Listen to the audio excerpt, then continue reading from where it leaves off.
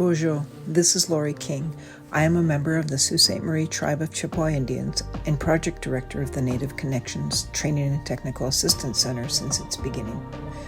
When this work began, it wasn't to bring something new, it was to support efforts that have always existed. The responsibility to care for youth, to strengthen families, and to carry knowledge forward. We have always known the answer to community challenges lie within our communities. Across the years, Native Connections became a network, not just a list of projects or funding cycles, but of people. People who show up for their communities and who hold the work even when resources ran thin. This work is shaped by the leadership of youth who know the future belongs to them, and by elders who remind us the future is not possible without our past. It is shaped by prevention workers, counselors, program coordinators, administrators, GTAs, and community. Together, we all carry a shared responsibility to our people. During our time as GTAs, we saw the strength of the work in the ways community-centered culture, and how prevention was more than a strategy. Prevention is ceremony, language, connection to land, and the relationships that keep people grounded. Our communities define what success looks like. Sometimes it looks like reducing barriers to mental health services. Sometimes it looks like cultural camps or youth leadership groups, or making space for community conversations that hadn't happened in a long time. In every case, this work is responsive to the community's priorities.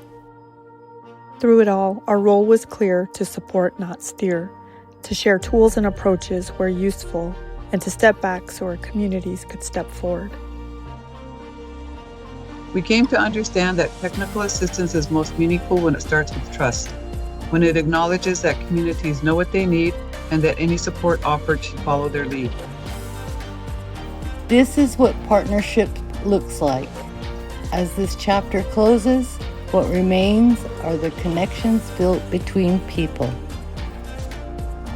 What remains is the understanding that this work is carried by communities through their own knowledge, their own structures, and their own leaders. The work to support youth, to create paths of wellness, to center culture and prevention continues. This work shaped us too. We carry what we have learned from you, not just in our roles, but in how we understand care, leadership, and accountability to community. We have been reminded that growth doesn't only happen in programs. It happens in relationships, in showing up consistently, and in listening deeply. What we hope is that the connections between grantees and between communities continue to strengthen.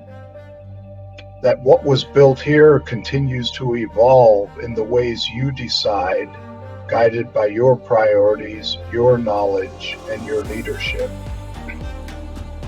As we reflect on all that has been shared, we also want to remind you to take care of yourselves.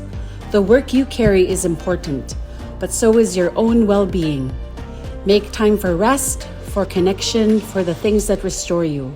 The work continues, but it is sustained best by people who are cared for, by themselves, and by each other.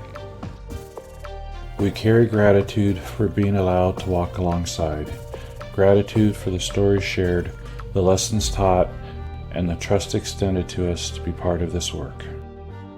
I also want to acknowledge Angela Mark and Michelle Carnes at SAMHSA, who created this program. They were the ones who got the whole program rolling 11 or 12 years ago. Thank you for a great 11 years. Kuyana. Yawanko. Ahiahat. Chi Miigwech. Siksika. Thank you.